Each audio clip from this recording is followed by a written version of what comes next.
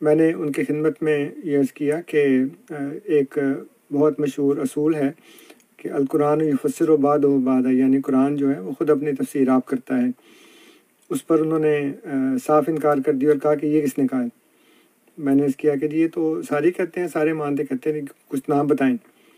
تو میں نے عرض کیا کہ جی نام تو مجھے اس وقت یاد نہیں ہے، اور میں آپ سے مناظرہ کرنے نہیں آیا، میں تو آپ سے سوالات پوچھنے آیا ہوں جس کا آپ جواب دے دیں۔ لیکن انہوں نے صریحاً میرے سامنے اس اصول کا انکار کر دیا۔ اب میں آپ کے سامنے اس گفتگو کا ایک حصہ پیش کرتا ہوں جس میں انہوں نے اس سوال کا جواب نہیں دیا، یعنی یہ کہا کہ یہ تو اصول ہے ہی نہیں، یہ کس نے کہا ہے، حالانکہ وہ خود اپنی کتاب میزان میں اس اصول کو تسلیم کر چکے ہیں۔ میں نے اس وقت تک وہ میزان پڑھی نہیں تھی، خرید لی تھی لیکن پڑھی نہیں تھی۔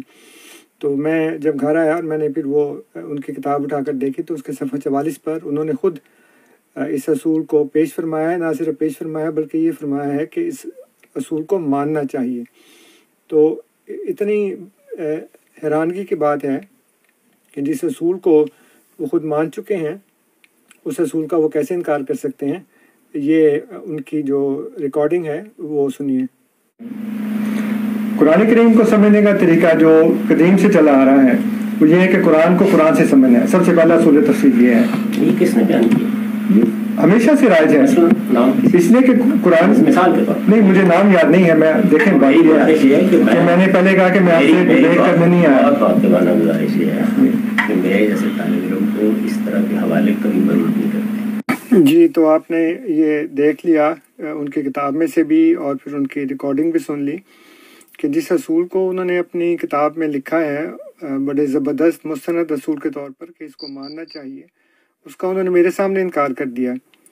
اب اس طرز عمل کو آپ کیا کہہ سکتے ہیں، میں کیا کہہ سکتا ہوں؟ جاوید غامدی صاحب محترم انسان ہیں، ان کے متعلق ہم کوئی ایسی بات، کوئی ایسا لفظ استعمال نہیں کر سکتے، لیکن یہ بھی فیصلہ آپ کے ہاتھ میں ہے کہ آپ یہ خود فیصلہ کریں کہ انہوں نے حق سے کام لیا یا انہوں نے کتمان حق سے کام لیا۔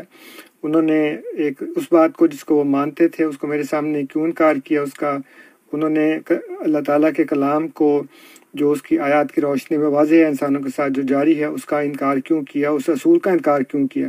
اب یہ فیصلہ آپ کے ہاتھ میں ہے۔ السلام علیکم ورحمۃ اللہ وبرکاتہ۔